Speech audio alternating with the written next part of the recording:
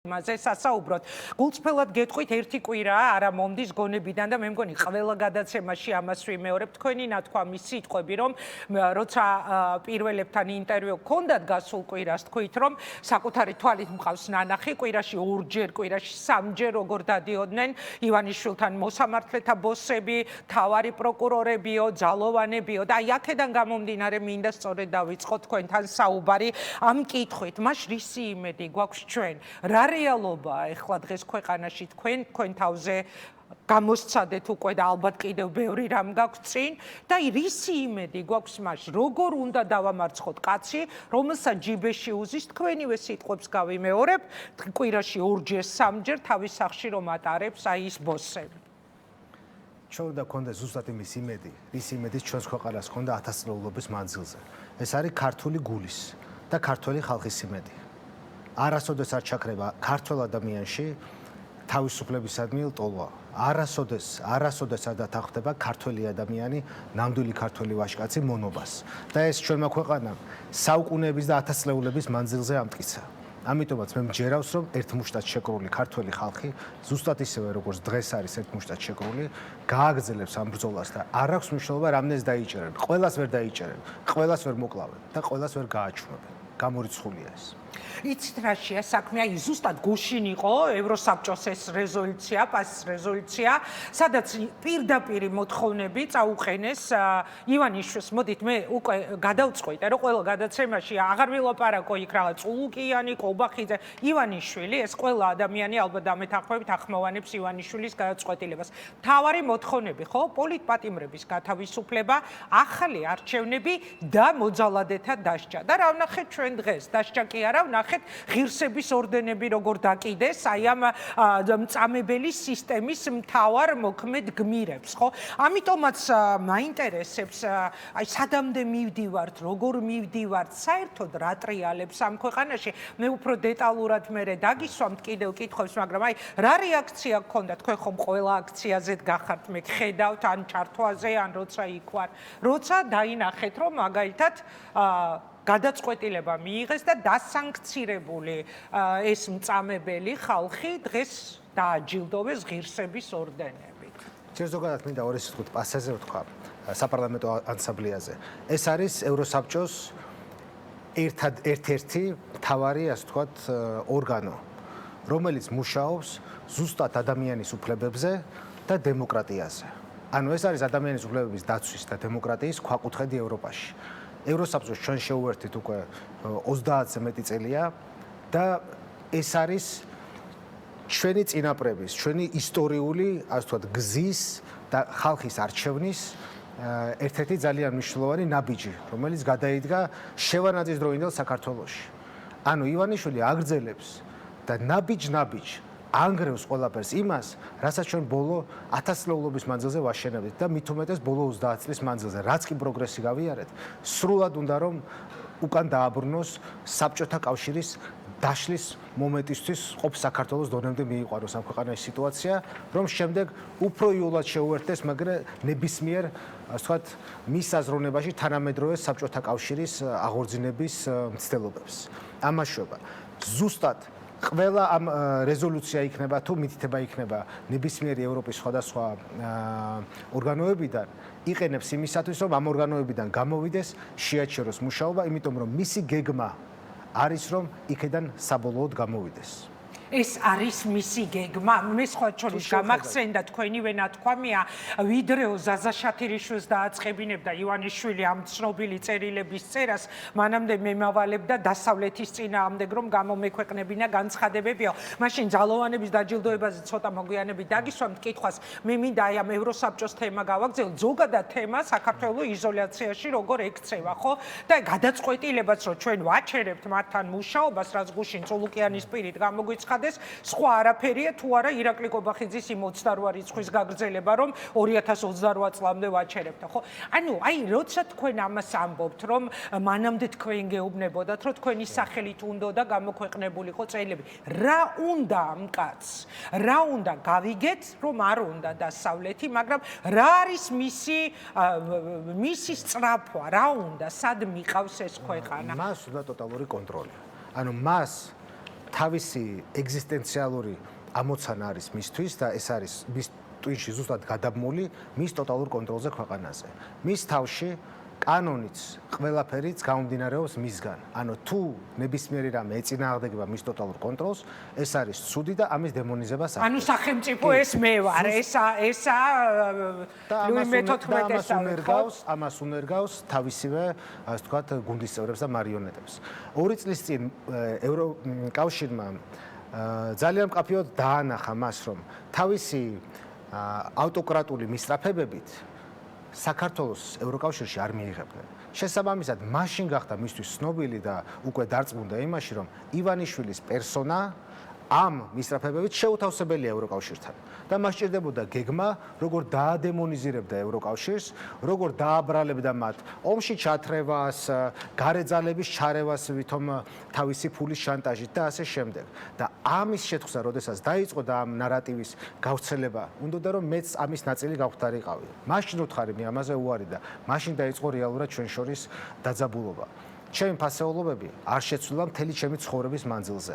როგორც შევარდნაძის გასაშვებად დავდიოდი პატარა ბავშვი მიტინგებზე და შემდეგ 7 ნოემბერს ვიდექი მიტინგზე და შემდეგ ძალიან დიდი როლი მაქვს ასე ვთქვათ 2012 წლის ქართული ოცნების გამარჯვებაში. ყოველთვის მე ჩემ ფასეულობებზე ვიდექი. მაგრამ ივანიშვილმა მოატყუა მთელი ერი, მოატყუა თავისი ამომრჩეველი, ზუსტად ისევე როგორც მოატყუა სუბოლო არჩევნებზე და სულ რაღაც სამკვირაში ეს რიათას თქვა, რომ როდესაც ევროკავშირში გაწევრიანების პროცესზე უარი თქვა. გადაუხვია მან იმ ყველა დაპირებას, რომელიც გასცა და შესაბამისად მისი სურვილი იყო და მას უნდა რომ მთელი ეს გუნდი, რომელიცაც ფილტრავდა ბოლო 12 წლის მანძილზე, მას მიყვეს.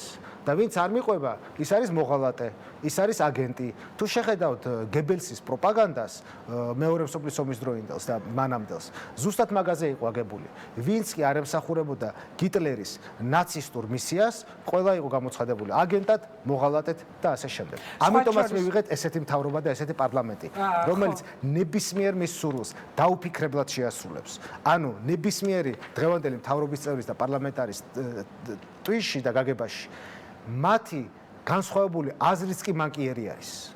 ამაში ბრიტანს განსხვავებულად.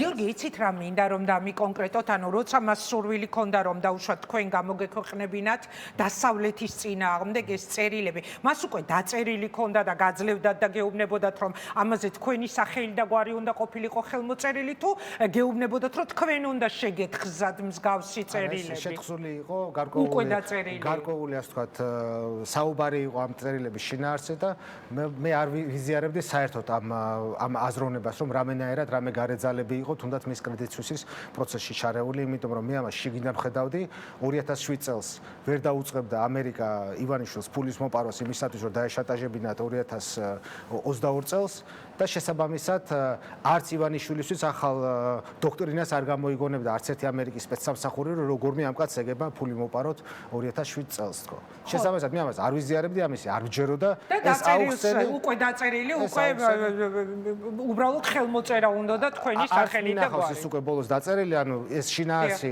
გაიარა ჩემთან და მე რა თქმა უნდა არ დავეთანხმე, ანუ იცით რა არის საინტერესო, აი თქვენ წეგან თქვით, რომ ფილტრაცია მოახდინა ამ 12 წლის განმავლობაში იმ გუნდის, ვინც ეხლა მის გვერდით არის, ხო?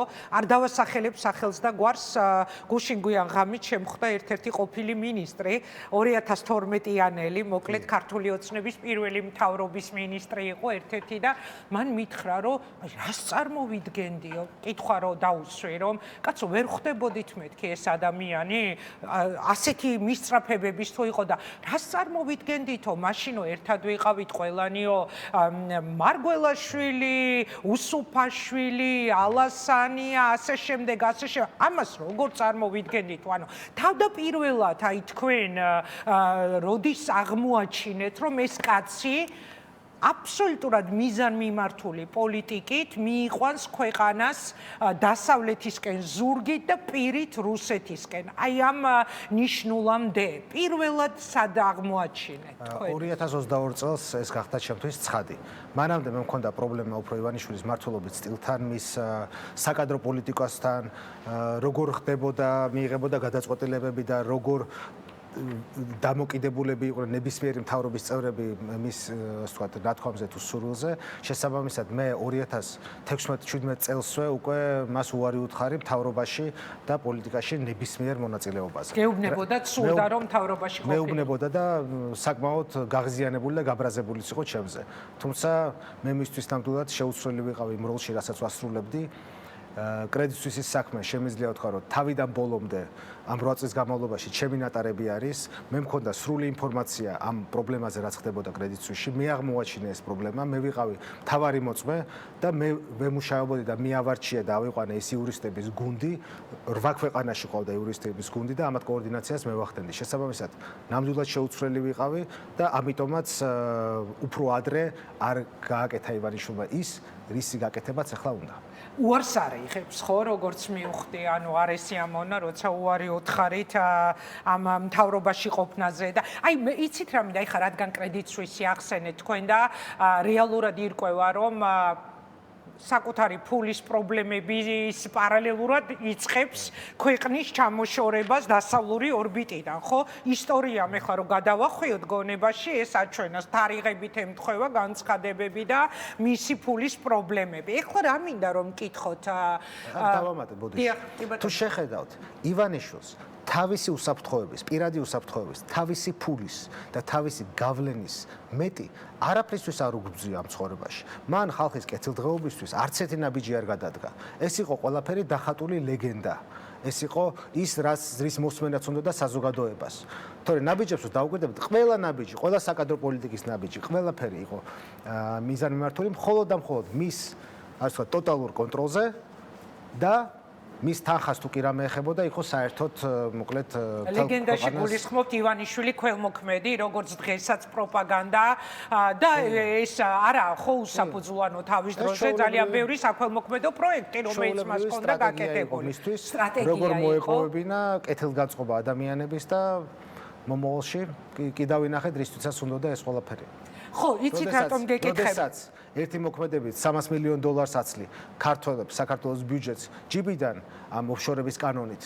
მხოლოდ და მხოლოდ იმისათვის, რომ შენი ქონება კარგად უსაფრთხოდ იყოს საქართველოში და არანაირი გადასახადი არ გადაიხადო და მეორე ხელით ზოსიმეს ხელნაწერებს ჩუქნი ასე თქვა სახალხოდ ვითომ ჩუმად, მაგრამ რეალურად მთელი მედია ამაზე საუბრობს, რომ როგორი ქველმოქმედი არის ივანიშვილი, ეს არ არის ქველმოქმედება. გახარია საუბრობდა ამას წინათ გიორგი თარგამაძესთან უსმენდი, მე ჩემთანაც გაიმეორა მიახლოებით იგივე რომ რეალურად აღმოჩნდა ინტელიგენციაში ჩადებული ფული, მე მოკლეშინ არს უყვები ახლა. ანუ ქველმოქმედება როგორც ინვესტიცია პოლიტიკაში მოსასვლელად იყო ეს ფიქრობთ ხო თქვენ?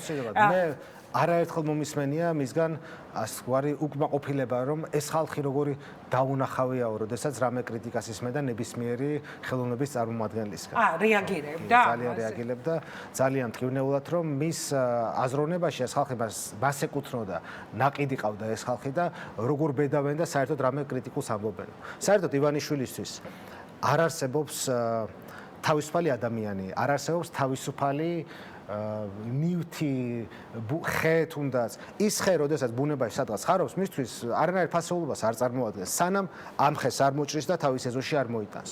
იგივე ამ ცხოველებზე მოყვანის ტოვა, იგივე მისი ჩიტების დიდი ეს რაღაც ციხე, აკვარიუმები და ზუსტად მასევე ხალხზე. ის ადამიანი, რომელიც ივანიშვილს არ ეკუთვნის, მისთვის საერთოდ არანაირ ფასეულობას არ წარმოადგენს და პირიქით ის არის ჩამოსაშორებელი, დასადემონიზირებელი და ხშირ შემთხვევაში ან დასაჭერი ან სხვა გზით მოსაცილებელი. ამისთვისაც ააწყო მისი თავისი გაშავების მანქანა, რომელშიც ახლა მე ვყავარ თავისი ჭუჭუით ჩაშვებული. ისიც იმასაც ვერ ხვდება, რომ ამ ქვეყანაში დინარაძის გაშავებული ადამიანი არ დადის. მანახეთ ერთი ადამიანი, რომელიც დინარაძეს რეალურად გაუშავებია. ეს ხო პირიქით დადებით პიარია, როდესაც დინარაძეს ნაერი და კობახიძის ნაერი ჩაულებრივი ქვეყნის მოღალატე დაკვეთით რაღაცა ცუც ამობს შემზე.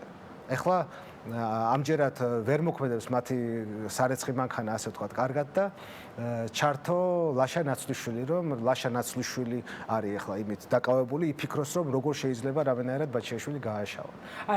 პროპაგანდის მიერ მცდელობები გაშავების არ მიყვეს, ყველას სხვადასხვა დროს გვაქვს საკუთარ თავზე გადატანილი. იცით რატომ ვახსენე მე ეს ქველმოქმედება, ესაა მთავარი ერთგვარი კოზირი, რომელიც უჭირავს ხოლმე პროპაგანდას, როცა ბიძინა ივანიშვილზე საუბრობს და სხვა ჩვენს ახლა თქვენ საინტერესო რამ მითხარით, უკვირდა და ბრაზობდაო ინტელიგენციაზე, თუ კი ვინმე აკრიტიკებდა ამ დღეებში, როცა იყო ეს სასტიკი დარბევები, ბევრჯერ აი ჩემ თავს ვეკითხებოდი, რომ ესე გამოკვეთილი სისასტიკე მაინც და მაინც თეატრალური სფეროს, სახელოვნებო სფეროს წარმომადგენლების მიმართ რატო და ჩემივე თავში პასუხი ვიპოვე მე თვითონ და ეხლა თქვენ მითხარით ეს რომ ანუ მას აქვს განცდა რომ მას ფული აქვს ამ ხალხზე დახარჯული, მას ძალიან ბევრი ქველმოქმედება აქვს გაწეული ამ სფეროს მიმართულებით და ანუ მათგან კრიტიკას ვერ იღებს. აი დაახლოებით ალბათ სწორი პასუხი როგორ ბედავენო, ხო? ქველმოქმედებაზე კიდევ ვიტყვი, რომ ქველმოქმედება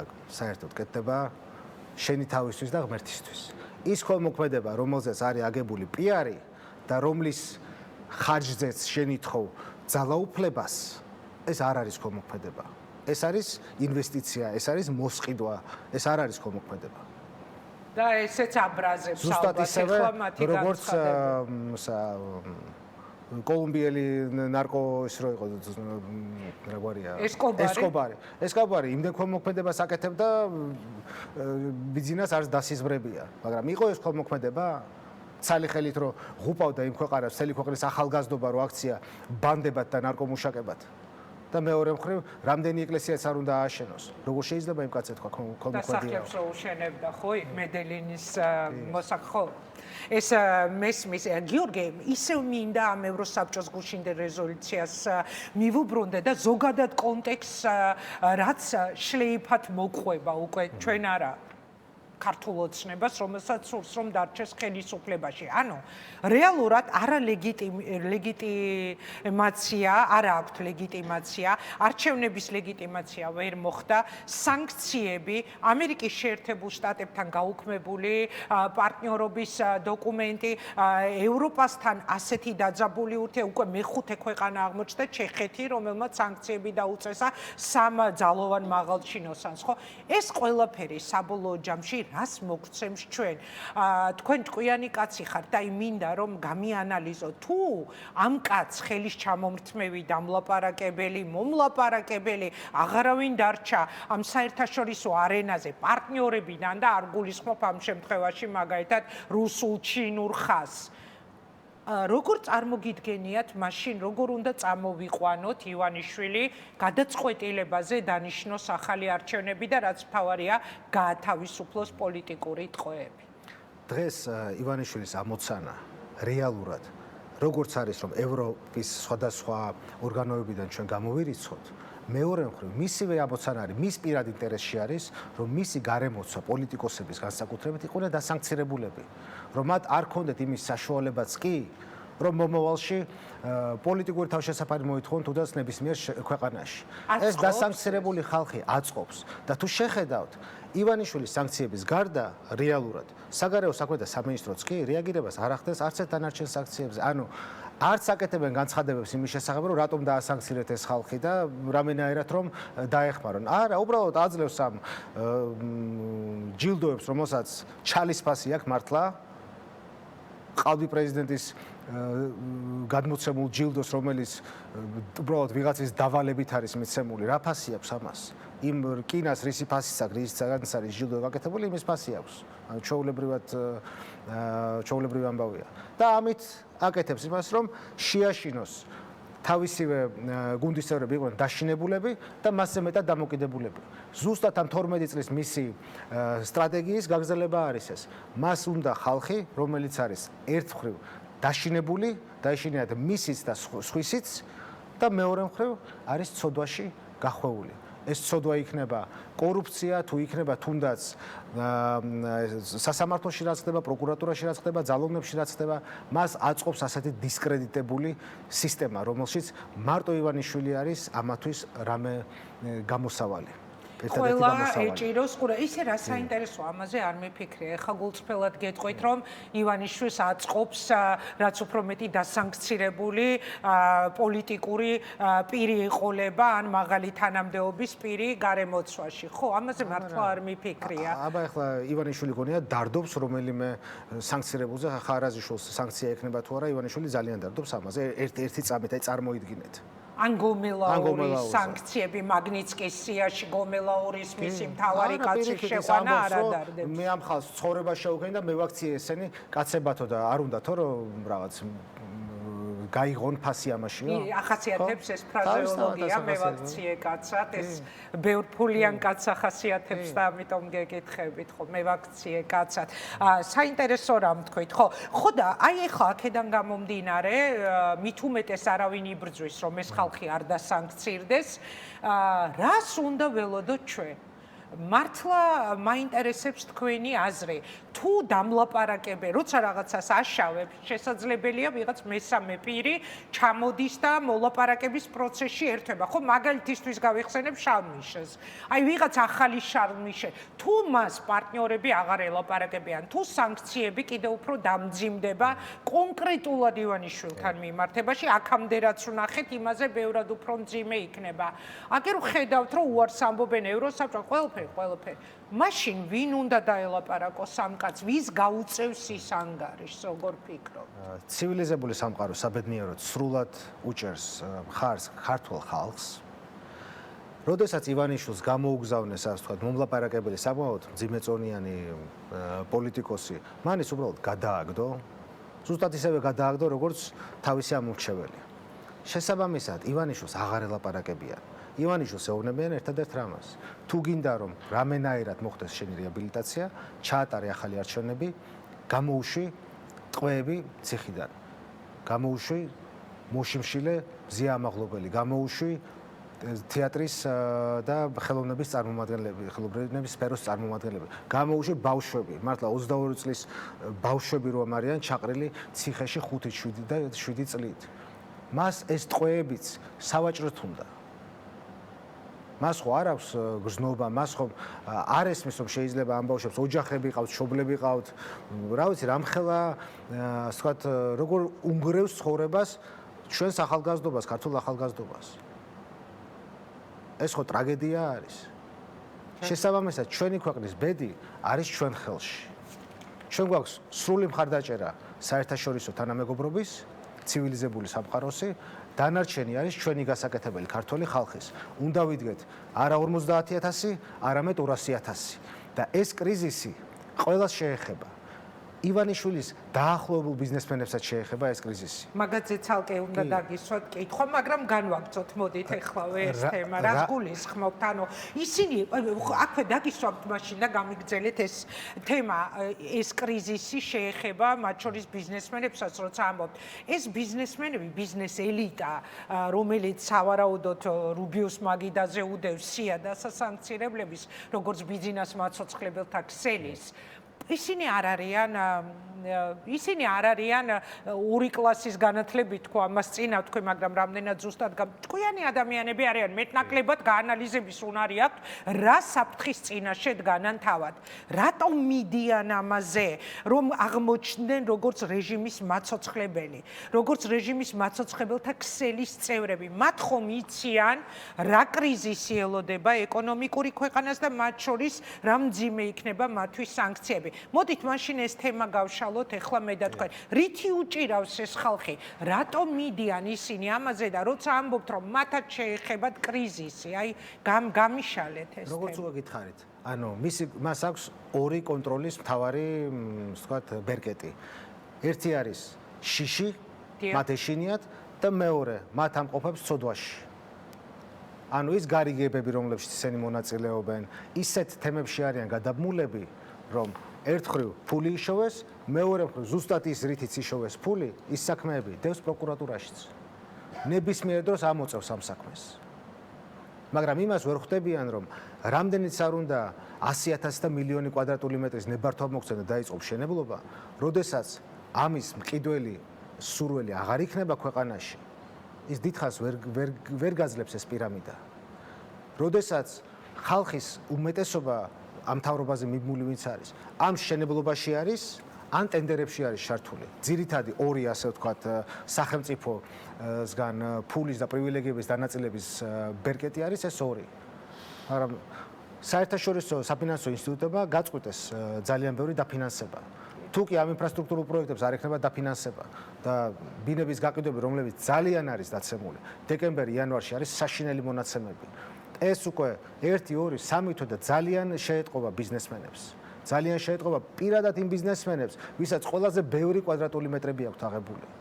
და ამიტომაც თვითონ თუ არ აქვთ ამის საშუალება, ვაჟკაცობა, რომ გამოვიდნენ და თქვან რამე, თავის თანამშრომლებს მაინც ნუ აუგზავნებენ, მიცენ მათ საშუალება, იმიტომ რომ ეს თანამშრომლები, ეს ხალხი, ვინც გარეთ დგას დღეს რუსთაველზე, მათ შორის მაგ ბიზნესმენების მომავლისთვის იბრძვიან, რომ ისინი ცხოვრობდნენ ისეთ ქვეყანაში, რომელშიც მეორე დღეს არავინ არ მიუბრუნდება და არ დაუწყებს ფულის გამოძალვას და არ დაიჭერს ციხეში, არ დაემუქრება პროკურატურის და ასე შემდეგ, რასაც ხედავთ. მე ჩემ ბრძოლას რომ ვიბრძვი, ყველა მაგათ ბრძოლასაც ვიბრძვი. რომელიმე შეუხებელი იქ რჩება, გონიათ? ადრე თუ გვიან. ხო, თქვენი შემთხვევა წარმოუდგენელი იყო პერიოდი, როცა მაგალითად ვერ წარმოვიდგენდით, რომ შეიძლებოდა გიორგი ბაჩიაშვილის სასამართლო პროცესები გვენახა, სადაც ბიძინა ივანიშვილი დაუპირისპირდებოდა. ამ თქვენ საქმეზეც მინდა 1-2 კითხვა რომ დაგისვათ. შიში არ მქონდა ამისი. იმიტომ მე რასაც ვაკეთებდი, თუნდაც თანავინვესტირების ფონდში, ძალიან კარგი პროექტები გავაკეთეთ.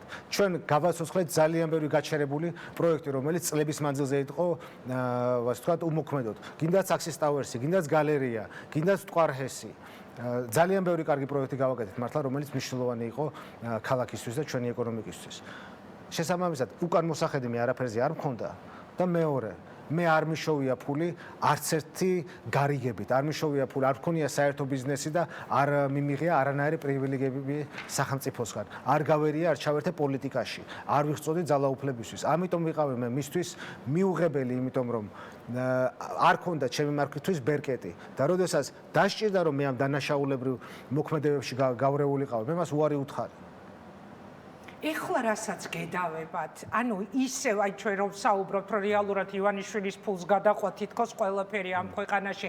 ეხლა რასაც გედავებათ თქვენ, ძალიან მოკლედ და აი დედაჩემი მიბრაზდება ხოლმე, როცა ამას ვამბობ, დედაჩემა რომ კარგად გაიგოს, თქო, აი მარტივად რომ თქვათ, ანუ რას გედავებათ ეს კაცი, რა ვერ აიტანა კონკრეტულ საქმეზე მაქვს სხვა შორის საუბარი, რომელიც გუშინ ძალიან საინტერესოდ განვითარდა, როცა თითქოს საჯარო განხილვის თემაა ეს დავა სასამართლო პროცესი მიდის და უცებ იხურება და თქვენი მე კომენტარი ვნახე მე რომ დაიხურა სასამართლოს ხდომა და ამ დროს ივანიშვილის წარმომადგენელი მივიდა და პროკურორს პირდაპირ აძლევდა მითითებას. აი ამ საქმეზე მითხარით, რა მითითებებს აძლევდნენ? ანუ პირდაპირ ავალებდა რა უნდა გაეკეთებინა? ძალიან მოკლედ ჩემი საქმე. წარმოიდგინეთ, აიღეთ ბანკში კრედიტი და იყიდეთ ამ კრედიტით რაღაც ნივთი, მანქანა, სახლი, ნებისმიერი ნივთი, რომელშიც თქვენი თანამონაწილეობა შეიტანეთ. ანუ დაახლოებით 30% თქვენ დაფარეთ ამისი, დანარჩენი აიღეთ კრედიტად ბანკისგან.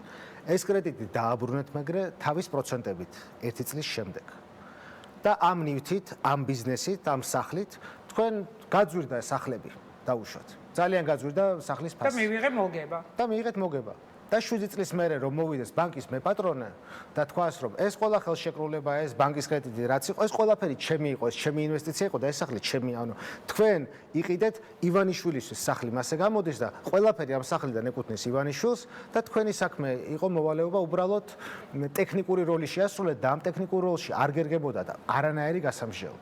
წარმოიდგინეთ, ანუ ივანიშვილს მე ვჭირდებოდი რომ ქართულში სესხია იყო?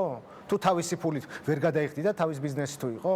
ანუ მისგან აღებული კრედიტით რომ თქვენ დიდძალი ფული იშოვეთ, ისევ ძალიან მარტივიენით ვამბობ, ანუ მოგება ნახეთ კონკრეტული საქმიდან, ეს ვერ აიტანა და ამას გედავებათ, რატომ იშოვეთ ეს ფული? თან ეს მოგება ვნახე ამ კრედიტის გასტუმრების წლების შემდეგ, ანუ მერე მოხდა ამ ფასების დიდი ზრდა.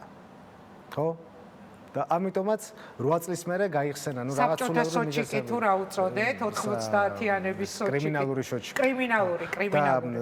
ეს სასამართლო განხილვა იმიტომ დახურეს, რომ წარმოიდგინეთ, ბანკის დირექტორი და მისი მოადგილე 3 საათის განმავლობაში ამტკიცებდნენ, რომ ბანკის კონტრაქტები, რომელზეც მაგ ხელი აქვთ მოწერილი საკრედიტო ხელშეკრულებები და ასე შემდეგ, ამას არ უნდა მივაქციოთ ყურადღება, ეს არ უნდა წავიკითხოთ ბუკვალურად, ეს იყო ივანიშვილის ინვესტიცია.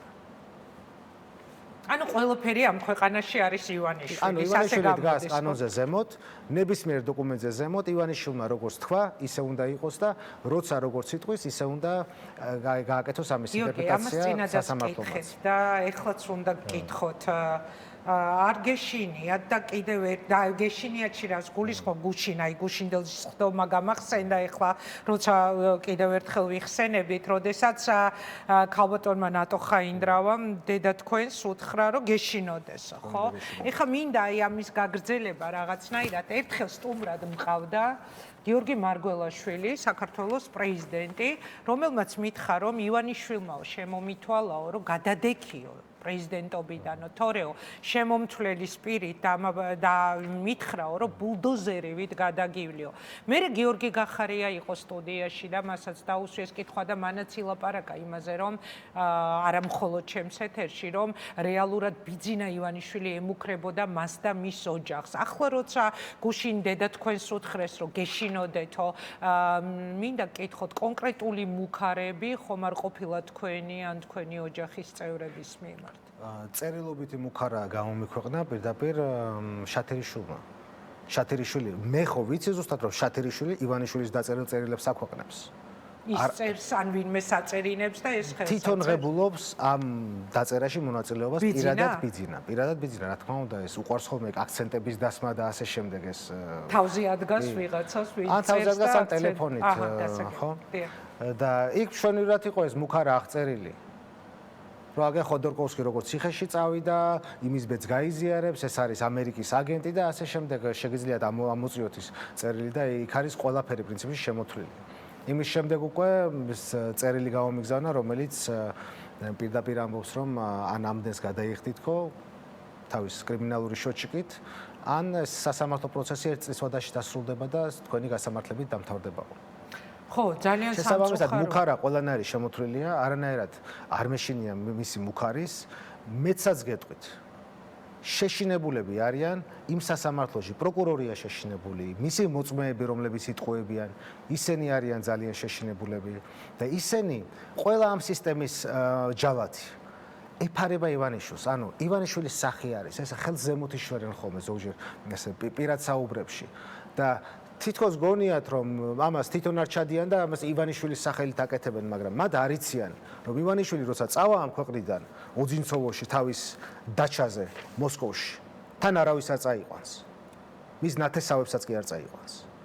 და მე ეს ნამდვილად ვიცი და თვითონაც იციან და ამის ეშინიათ, მაგრამ ჯერჯერობით უფრო ივანიშვილის ეშინიათ.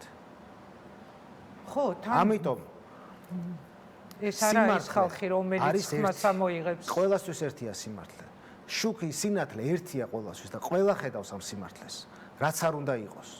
ის ხალხიც კი ვინც ამ სიბოროტეს შადიან, თავის თავთან რომ რჩებიან, ხედავენ რა არის სიმართლე და რა არ არის სიმართლე და ხვდებიან გულის სიღრმეში, რასთან აქვს საქმე. ამიტომაც მათ თვალებში არ ჩანს სინათლე, არ ჩანს სიცოცხლე. ეფარებიან, საკუთარ თავს ემალებიან, მაგრამ დიდხანს ვერ დაემალებიან. ყველაფერი სააშკარაოზე გამოვა და ყველა აუცილებლად აგებს პასუხს. სამართალი შეიძლება ურმით დადის, მაგრამ ეს ურემი აუცილებლად ჩამოივლის. ვინ არის დღეს ბიძინას მთავარი დასაყრდენი? შეგიძლიათ მითხრათ, ანუ აი ისევ დავუბრუნდებოდი და გავიხსენებდი თქვენს ნათქვამს, რომ მასთან ხშირად დადიან და ძალოვნები, სასამართლო ბოსი, კლანის ბოსები, მთავარი პროკურორები. აი რეალურად ვიზე დგას დღეს ივანიშვილი და იგივე კალაძე, გომელაური, ლილუაშვილი, კობახიძე, აი ეს ხალხი, რომელი როლს ასრულებს, ანუ აი რა როლს ასრულებენ იმ არც ვიცი რა ქვია ამ პოლიტიკას, რასაც ისინი აწარმოებენ, მაგრამ ქვია რა ძალმომრეობა და არ ვიცი ხელების გადაგრეხვის პოლიტიკა. ანუ აი ამ ხალხის როლი როგორია? პრემიერ-მინისტრი მისთვის ზოგადად რას ნიშნავს და ვინ არის მისთვის მთავარი დასაყრდენი კაცი? სააკაშვილის დროს ვანო მერაბიშვილზე ამბობდნენ ხოლმე, რომ მთავარი ხერხემალიაო, ხელისუფლების ხერხემალი არის ვანო. აი დღეს რა ხდება? დღეს ჩვენი ხელისუფლება არის უხერხემლო. უფრო რეპტილიას წააგავს ვიდრე რამე ხერხემლიანს. თუმცა მისი ძალიან მნიშვნელოვანი საყრდენი ამ ეტაპზე ნამდვილად არის სასამართლო. მურუსიძე, ჩინჩალაძე, პროკურატურა რა თქმა უნდა, ძალოვნები, თუმცა ალბათ ყველაზე კრიტიკული ამ ეტაპზე მაინც სასამართლო არის, რომელიც მისთვის შეუცვლელია. ყველაფერს აკეთებს სასამართლოს ხელით. ყველაფერს, აი თუ ეხა თქვენი საქმეიდან დაწყებული, თქვენი ერთი საქმიდან, ნებისმიერი დაჭერილი და დაპატიმრებულით, ხო, მზია ამაღლობელი იქნება ეს თუ დასახიჩრებული ნაცემი ახალგაზრდები მტკიცებულებები არ არსებობს, მტკიცებულებები, კამერების ჩანაწერები არ არსებობს, ხალხს ისე უშვებენ ციხეში, ანუ მთავარი დასაყრდენი მაინც არის სასამართლო. დღეს მტკიცებულება არის მხოლოდ ბიძინას სიტყვა. ეს ჩემ პროცესში პირდაპირ ნათლად ჩანს. ჩემ პროცესში არის მტკიცებულებები. ოღონდ ყველა მტკიცებულება არის ჩემს სასარგებლოდ. ყველა დოკუმენტური მტკიცებულება ამტკიცებს ჩემს, ასე ვთქვათ, ჩემს ხარეს, ჩემს ისტორიას. ისინი უბრალოდ ამტკიცებენ ივანიშვილის მოწმეები და ივანიშვილი, რომ არც ერთ დოკუმენტს და არც ერთ მტკიცებულებას არ უნდა მივაქციოთ ყურადღება, იმიტომ რომ ივანიშვილმა სხვანაირად თქვა. კი, მაინც ერთი კითხვით კიდევ დაუბრუნდებოდი და შემდეგ სხვა კითხვა მინდა რომ დაგისვათ. აი, პრემიერი რას ნიშნავს მისთვის? კობახიძეს რა როლი აქვს ამ ყველაფერში, რაც დღეს ჩვენს გარშემო ვითარდება? კალაძე მაგალითად გენერალური მდივანი, ლილუაშვილის სუსის უფროსი, ვახტანგ გომელაური. ყველაზე ახლო რომელია? ანუ მიზან მიმართულად ბოლო 12 წლის მანძილზე ივანიშვილი ანგრევდა ყველა ინსტიტუტის დამოუკიდებლობას. თუ შეხედავთ პრემიერის ინსტიტუტსაც, ყოველ შემდეგ პრემიერს აკდებოდა და აკდებოდა მოვალეობები და უფლებები. შესაბამისად, კობახიძე დღეს არის ჩვეულებრივი პრეს-სპიკერი. საერთოდ არაფერს არ წყვეტავს, რაც შეეხება ქვეყნის ეკონომიკას, არაფერს არ აკეთებს. ხო? ძალოვნები, რა თქმა უნდა, უფრო მეტად არიან ჩართულები თვითონ ამ გარე პროცესების, ანუ ქუჩის პროცესების მართვაში და დაშინების პროცესში. არსებობს რაღაც გაურკვეველი დაახლოებით 150 კაციანი სია, რომელიც, ასე ვთქვათ, დაპატიმრებაც უნდათ დაახლოებით იგივე ხერხებით, რა ხერხითაც დააპატიმრეს მზია ამაღლობელი, ან ქვეყნიდან გაშვება. ეხლა არსებობს ეს 150-იანი კაცი, რომელიც ან ქვეყნიდან უნდა გააძევონ, ან უნდა დააპატიმრონ. ან რამენაერად უნდა გასვარონ, ასე ვთქვათ, დააშანტაჟონ და ასე შემდეგ. რა საინტერესოა, ხო, მთელი ამ პერიოდის განმავლობაში 12 წლის მანძილზე, ანუ ადამიანების მორალური განადგურებითაა დაკავებული პროპაგანდა და ყველამეს ჩვენს თავზე გამოვცადია. ზუსტად, ეს ხო დაგეგმილი იყო. მას ციხეში ბანამდე სანამ დაჭერილი იყო, სპეციალურად აწამებდნენ, წყალს არ აძლევდნენ, სახეში აფურთხებდნენ, აგინებდნენ. ეს იყო დაგეგმილი, სპეციალურად, რომ შემდგომ ასე დაეჭირათ. სისხლით დაგიჭერთ ეს ჩანაწერი, რომელიც გავუწევთ. ანუ, როდესაც ამბობენ პოლიციაზე თავდასხმას, საერთოდ თავდასხმა იყო? ეს თავდასხმა არის? თითის გაკვრა სახეზე? და მანამდე წირა უძღოდა, ეს იყო კატასტროფა, რასაც ყვებია ნებისმიერ ქვეყანაში. პირველ ნებისმიერ სამართლებრივ სახელმწიფოში. თან ჩვენ ხომ გიორგი იმ ქვეყანაში ვართ, სადაც მზია ამაღლობელს ედავებიან პოლიციელს და არტყავ აი იმ ერთი ხელის მოქნევი და ამ დროს არავინ არის დასჯილი. არავინ არის დასჯილი, ჩვენი კოლეგების, მაკა ჩიხლაძის, გიორგი შეწირულის, გურამ როგავას და რატომ მარტო ჩვენი კოლეგების, ექიმები, მსახიობები, არ ვიცი მე, სხვადასხვა სფეროს წარმომადგენლები, დასაქმებულები, უმუშევრები, ადამიანები მოკლეს ცემაში და ძალიან ბევრი სტუმარი მყავდა ამ პერიოდის განმავლობაში და ყვებოდნენ რომ აი ლაბადა რო გავიხადეს, სისხლი ჩამოვიდა, ღვარად, ჩალეწილი სახისძვლებით ადამიანები ჩალურჯებული და არავის უგია პასუხი ამაზე, ნული დასჯილი და ამ დროს იჭერენ ჟურნალისტს და ამწყდებენ გისოსებში ადამიანებს მტკიცებულებების გარეშე და მე ისევ მინდა ამ აქციების თემას მიუბრუნდე თქვენი ნებართვით. აი თქვენ თქვით რომ ყველაფერი არის ჩვენს ხელში. ყველაფერს ვაკეთებთ და მაინც არაფერს თმობენ. ხო, რეალობა არის ასე დაუღლელი პროტესტი. ზოგჯერ უფრო მრავალრიცხოვანი, ზოგჯერ უფრო ნაკლები ხალხით, მაგრამ ყველაფერს ხალხი არ ვიცი მე მეტი თავგანწირვა რა უნდა თავგანწირვა არის, აბა რა არის, რასაც ხედავ. აი რა უნდა მოხდეს ისეთი, რაც ივანიშვილს დაათმობინებს და დაანიშნინებს ახალ არჩევნებს, წამოიყვანს პოლიტპატიმრების გათავისუფლებაზე. ამას სჭირდება დრო. სამწუხაროდ ის აჯერებს ძალიან ბევრს, თავის გუნდის წევრსაც, ზოგადად მოსახლეობის რაღაც ნაწილსაც, რომ ის დაალაგდება ამერიკასთან, ის დაალაგდება ტრამპთან, ჯერ 20 იანვარი იყო ნათქვამი. ხო. ეხლა საერთოდ უნდა რომ ეს უკრაინის ომის დამთავრებას მიაბას. ანუ ეს ყველაფერი შიშდება და ყოველი ასეთი ტყუილის შემდეგ უფრო მეტად და მეტი ხალხი წმუნდება იმაში, რომ ივანიშვილის არც ერთი სიტყვის დაჯერება არ შეიძლება. ამ პროტესტს სჭირდება დრო, ამ პროტესტს სჭირდება სიმტკიცე. ძალიან ბევრ ქვეყანაში გვინახავს მსგავსი პროტესტები, ზოგი ძალიან დიდხანსაც უნდა გაგრძელდა. გვაქვს ცუდი მაგალითებიც, როგორიც არის ბელორუსია, მაგრამ ჩემი ბელორუსი ხალხის მიმართ ყველანაირი სიყვარულის მიუხედავად, მე ვთვლი, რომ ქართველი ხალხი არის მებრძოლი ხალხი და არ დანებდება და არ შეეგუება იმას, რასაც შეეგუა ბელორუსები, თუნდაც ამ ბოლო წლების მანძილზე. მე ვდარდობ თქვენზე და მგონია რომ აუცილებლად დაგიჭერთ ბიძინა ივანიშვილი, იმიტომ რომ საქმე ეხება ძალიან დიდ ფულს, ხო? და როგორც თქვენ თქვით, მისი მთელი ინტერესი გადის ამ ხაზზეო. არ გიფიქრიათ ქვეყნის დატოვებაზე თუ ამ სასამართლოდან გამომდინარე ვერ ქვეყნის დატოვება აკრძალული მაქვს აკრძალული გაქვთ, ხო? წელიწად ნახევარი უკვე ქვეყნის დატოვება აკრძალული მაქვს, ასევე დაყადაღებული მაქვს მთელი ქონება, ჩემი კომპანიები, წილები, შესაბამისად პრინციპში ახალი ბიზნეს საქმიანობა ნებისმიერ ვარიანტში არის. ვერ აიტანა თქვენი ურთიერთობები ამერიკელებთან. ადრე ჩართვის დროს მე მოკლედ გაყრიჩევეხე ამ თემას და გავიმეორებ, რაც მაშინ გითხარით, არსებობს ასეთი აზრი, რომ ყველა ვისაც კარგი ურთიერთობები ჰქონდა ამერიკის შეერთებულ შტატებთან, მისთვის ხდებოდა მიუღებელი, ერთგვარი ეჭვიანობა ეწყებოდა, იგივე მოხდა თქვენ შემთხვევაშიც, ხო? მე გეტყვით უფრო ფუნდამენტურად. მისთვის მიუღებელია ნებისმიერი ადამიანი, რომელსაც აქვს თავისი ფასეულობები და მყარად დგას იმ ფასეულობებზე. თუ კი ადამიანმა არ გადაუხვია და არ გათელა ფეხოში თავის ფასეულობები ივანიშვილის სასარგებლოდ, ეს ყველა ადამიანი ივანიშვილისთვის არის მიუღებელი. ეს არის. და მე უკვე მოდის აგენტია ამერიკასთან მეგობრობს, მე ეს უკვე გაშავების სხვადასხვა მეთოდები არის. თქვენ ხომ პოლიტიკურ პარტიაში არ ხართ და სრულიად მიღმა ხართ ამ პოლიტიკური ამბებისა, ხო? ამიტომ მინდა ეხლა გკითხოთ, როგორ ძალიან ჭკვიან კაცს.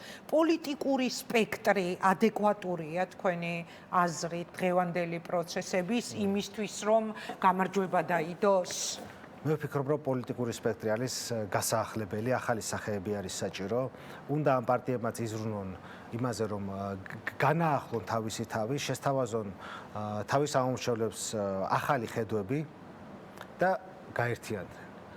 ძიძგილაობის დრო, ჩემი აზრით, ეხლა არ არის. ეხლა ყველა პირადი საკითხი არის გვერდზე გადასადები, მათ უნდა არჩევენ ერთობა და მათ უნდა მიცენ საშუალება ახალგაზრდებს, ძალიან ბევრი კარგი ჭკვიანი ახალგაზრდა გამოჩნდა, რომელსაც ენერგიაც აქვს, განათლებაც აქვს შესაბამისი და შეუძლია თავისი, ასე ვთქვათ, ფასეულობების იდეების ძალიან კარგად გადმოცემა, რომ ეს ხალხი წამოწიონ წინ. ველზე არის ძალიან დიდი ვაკუუმი. ამ ხალხს ვინც გარედან ძალიან ბევრს არც ერთ პარტიას არ უჭერს მხარს, იმიტომ რომ მათ უნდა დაინახონ თავისი ხმაც პოლიტიკურ სივრცეში. სალომე ზურაბიშვილი შეიძლება, ხო, პრინციპში ეს შეიძლება თქვენთან არცა ეს კითხვა, შემდეგ სტუმარს დაუსვამ ამ კითხვას, შემდეგი სტუმარი მაყურებელს ვეთქვი ნიკამელია. ორი კითხვა მინდა კიდევ რომ დავსვა თქვენთან. ეკონომიკური კრიზისი, რომელიც არის გარდაუვალი და ეს იცის ყველამ, ოდნავ მაინც თუ კი შეუძლია პროგნოზის გაკეთება, რას მოიტანს იზოლაცია და რას მოიტანს სანქციები. ივანიშვილი და მისი ხაზი თითქოს ეხლა შემოტანილი აი აზიური ფულის. ანუ არ იქნება ინვესტიციები დაუშვათ იქიდან საიდანაც აქამდე შემოდიოდა. აი მე დუბაიში წავალ, ჩამოვიტან ამდენ ფულს, რა ვიცი მე ჩინეთის ფული და ასე შემდეგ. როგორ ფიქრობთ, არის ეს მათთვის გამოსავალი? ინგა, არ არსებობს არც ერთი ქვეყანა, რომელიც აშენდა ჩინეთის, ან დუბაის, ან ნებისმიერი არადასავლური ცივილიზაციის მიერ. არ არსებობს. ეს არის ტყუილი. არც ინსტრუმენტი არ არსებობს ამისი.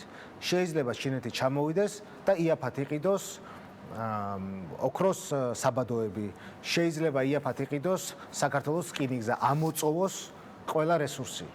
მაგრამ არ არსებობს პროგრამა, რომელიც აქვს ჩინეთს, რომელიც სხვა ქვეყნის განვითარებაზე იზრუნებს, რომელიც ამ ქვეყანაში რაიმე ინსტიტუტების განვითარებაზე იზრუნებს იმაზე, რომ თუნდაც ბევრი ამერიკული და ევროპული პროგრამა არის სოფლის მეურნეობაში, სხვადასხვა ბიზნესებში, ჰოსპიტალიტეტის სასტუმროების სექტორში. არის ძალიან ბევრი დახმარება თვითონ სახელმწიფო სექტორშიც, თუნდაც ჩვენი ნებისმიერი რეფორმა, რაც ჩვენთან გახორციელებულა, ბოლო 30 წლის მანძილზე, ამ რეფორმების 90% არის დაფინანსებული ევროპის და ამერიკის ფულით, გრანტებით. კი. აი ეხა მაია ბუწაშვილი წერდა სხვათა შორის სანამ გადაცემაში შემოვიდოდი USAID-ის პროგრამების შეჩერებით გახარებულებს მინდაო მივმართო დაელოდეთ პროექტებს რუსეთიდან ანუ ხო ნუ ან ეს უხარიათ ანუ ამიტომ არიან ქვეყნის მტრები ესენი უხარიათ ამ პროექტების და დაფინანსების გაჩერება უხარიათ ევროპის საბჭოს საპარლამენტო ასამბლეიდან გამოსვლა უხარიათ ეს არის პრობლემა. სამწუხაროდ და კიდევ ერთი ვერ ხედავ ვერც ერთ ვარიანტს, როგორ უნდა მოხდეს ქართული ოსნების რეაბილიტაცია. ჩემი აზრით, ქართული ოსნების სამომავლო რეაბილიტაცია კიდევ უფრო მძიმე იქნება, ვიდრე ნაცმოძრაობის რეაბილიტაცია. იმიტომ რომ ესენი შეეხნენ ახალგაზრდებს, შეეხნენ სტუდენტებს. ამათმა იძალადეს 10-ჯერ მეტ ადამიანზე, ვიდრე იძალადა ნაცმოძრაობა.